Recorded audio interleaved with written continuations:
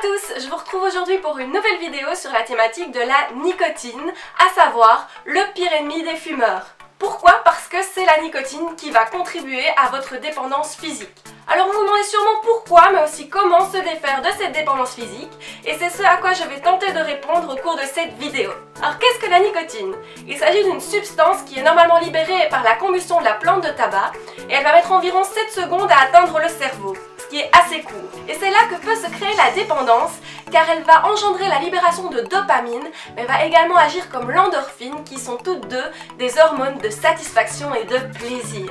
Pour votre information, après une séance de sport, nous allons libérer des endorphines, et c'est ce qui va faire que nous nous sentons bien.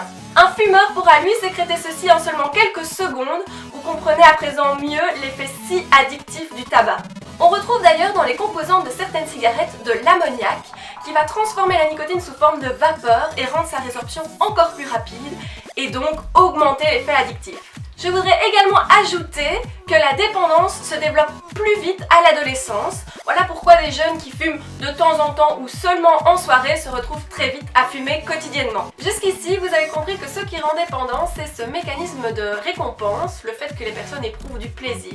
Mais attention, cette sensation d'un effet calmant n'est pas tout à fait réelle, car la nicotine va également faire sécréter des hormones comme de l'adrénaline ou de la noradrénaline qui sont toutes deux des hormones de stimulation et d'éveil. Donc messieurs, dames, lorsque vous pensez fumer pour vous calmer, sachez que vous allez peut-être ressentir cet effet à un bref instant, mais qu'en réalité vous vous excitez également. Alors maintenant que vous savez tout ça, vous êtes sûrement en train de vous dire « Bon c'est bien joli, mais comment se défaire de cette dépendance physique sans ressentir cet horrible manque ?» Il est vrai que si vous essayez subitement d'arrêter de fumer, vous risquez de ressentir des symptômes comme de l'anxiété, de l'irritabilité, des étourdissements, un manque de concentration, des difficultés avec le sommeil, etc. etc. C'est ce qu'on appelle l'effet de sevrage.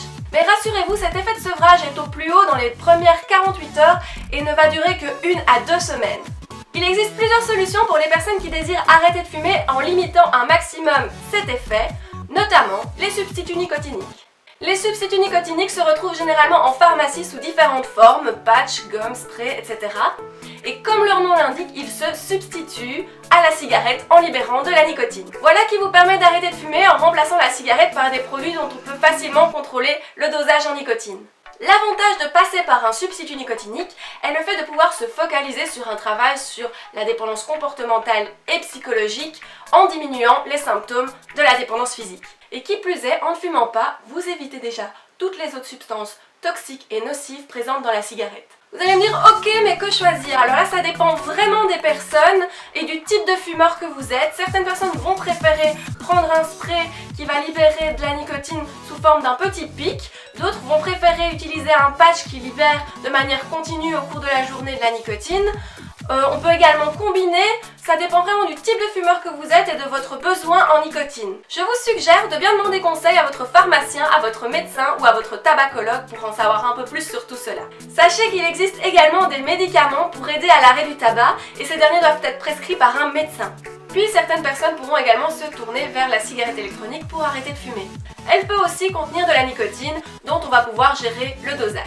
Si vous ne l'avez pas encore vu ou vous avez oublié, je vous conseille de retourner voir ma vidéo justement sur le sujet de la cigarette électronique. Voilà, j'espère avoir répondu un maximum à vos questions. Il existe également d'autres effets de la nicotine, mais je ne peux pas tout dire en 5 minutes. J'aborderai notamment certains effets cardiovasculaires de la nicotine dans une prochaine vidéo. N'hésitez pas à mettre un petit pouce bleu en dessous de la vidéo et à me laisser un commentaire. Moi, je vous retrouve tout bientôt pour une prochaine vidéo. D'ici là, prenez soin de vous. Bye! Si je reluis. J'ai un cheveu là, j'espère que ça se voit pas. Crie pas.